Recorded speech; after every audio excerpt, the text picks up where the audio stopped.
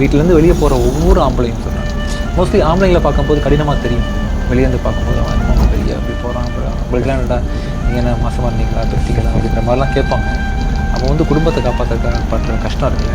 ஒரு ஆண்மகனும் ₹1 சம்பாதிக்கிறது கஷ்டமா. ஒரு சொசைட்டி டக்குன்னு வாடா ராஜா நீ நல்லா வேலை செஞ்சு ஏதோ எடுத்துக்கொண்டு வெகுமானம் தர போகிறாங்க. பேசுறது கொடுக்கறதுக்கு 1000 பேர் பிரச்சனை. ஸோ அதெல்லாம் வாங்கி குடும்பத்தை பத்திரமா பார்த்துக்கணுன்ற எண்ணத்தோட ஒவ்வொரு ஆம்பளையும் அவன் ஒன்று வாழ் வச்சுட்டு வாசியில் நிற்கலை.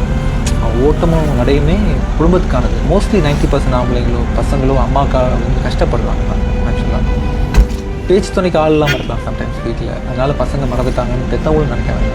அவன் ஓட்டுறான். காலையில் வந்து போயிருக்கான், ஈவினிங் வந்து நேரம் இல்லாமல் கை கால் பெயினோட படுத்து தூங்குறான்.